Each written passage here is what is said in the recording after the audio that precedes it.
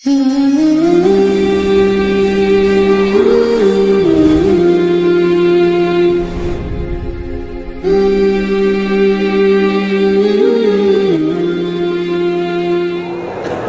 Abu Ja'far Al-Barzanji menulis dalam syairnya, walamma tamma min hamlihi, ketika sempurna hamil Aminah syahrani 2 bulan, ala ashhuril aqwalil marwiyah, menurut riwayat yang masyhur, tufiya bil Madinatil Munawwarati abuhu Abdullah, meninggallah abuhu, bapaknya, bapak Nabi Muhammad SAW, Abdullah bin Abdul Muttalib bin Hashim bin Abdi Manaf bin Qusay, di kota Al-Madinah Al-Munawwarah. Ketika itu usia Nabi 2 bulan dalam kandungan.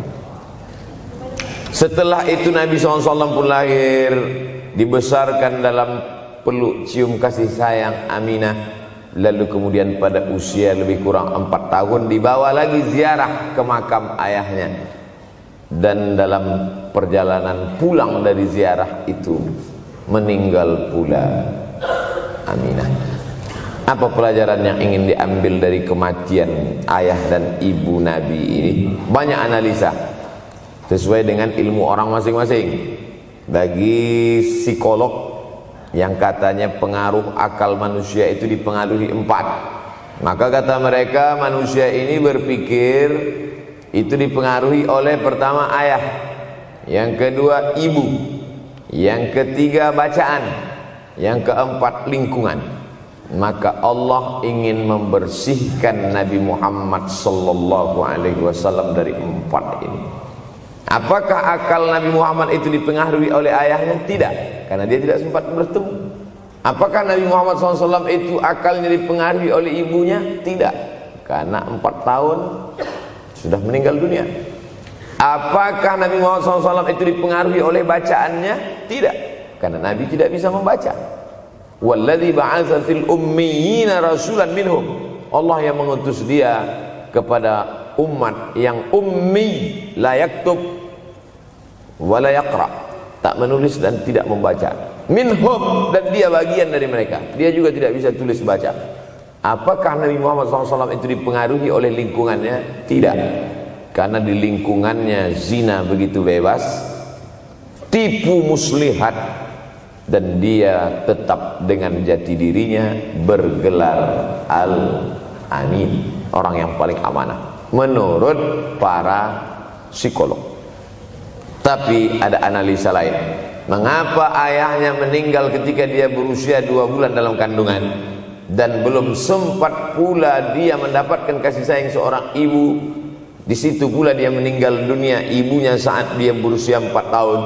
Maka salah satu analisanya adalah Allah ingin menjaga Nabi Muhammad SAW tidak sempat durhaka pada ayah dan ibunya, karena orang yang durhaka tak layak menjadi Rasul utusan Allah Subhanahu wa ta'ala.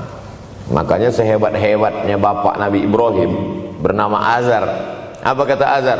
Wa idh qala Ibrahimu li abihi Azara, ingatlah ketika Ibrahim berkata kepada bapaknya Azar, atattakhidhu asnaman alihah, mengapa engkau menjadikan berhala ini sebagai Tuhan wahai bapakku Azar?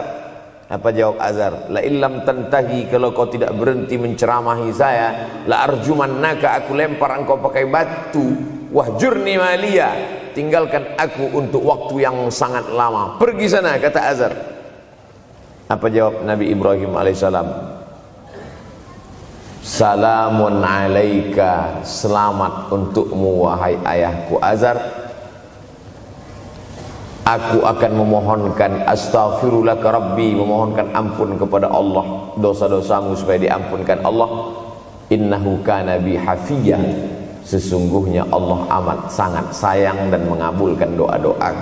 Nabi Ibrahim sempat bertemu dan tidak melawan. Tapi Nabi Muhammad SAW beda dengan Nabi Ibrahim. Allah buat Ibrahim tidak melawan, tapi ayahnya menjadi durhaka kepada anak. Sedangkan Nabi Muhammad SAW dua-dua dan dijaga Allah Subhanahu wa ta'ala.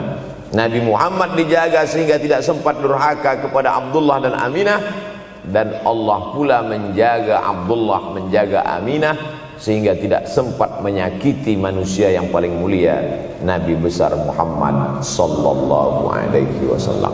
Saya tidak memilah-milih nabi-nabi karena kita memang tidak boleh la nufarriqu baina ahadim mir rusulih. Kita tidak boleh membeda-bedakan antara satu nabi dengan nabi yang lain. Lalu yang membedakan itu siapa? Allah subhanahu wa ta'ala. Dari cara panggilnya saja berbeda. Kalau Nabi Adam dipanggil Allah, ya Adam uskun anta wa zawjukal jannah. Nabi Yahya dipanggil Allah, ya Yahya khudhil kitaba biquwwah. Nabi Isa dipanggil Allah, ya Isa inni istafaituka 'alan nas. Tapi Nabi Muhammad sallallahu alaihi wasallam, Allah tidak pernah manggil dia ya Muhammad. Allah panggil dia dengan dua sebutan. Pertama, ya ayyuhar rasulu balligh, wahai rasul. Dalam panggilannya yang lain, ya ayyuhan nabiyyu jahidil kuffar. Bukan kita yang membedakan, Allah yang membedakan cara panggilan untuk Muhammad sallallahu alaihi wasallam. Begitu juga dengan berdoa. Kalau Nabi Musa alaihissalam dia yang berdoa, Rabbis shrahli sadri, lapangkan dadaku, wa yassirli amri, mudahkan urusanku. Tapi Nabi Muhammad tidak berdoa, Allah langsung memberi. Apa kata Allah?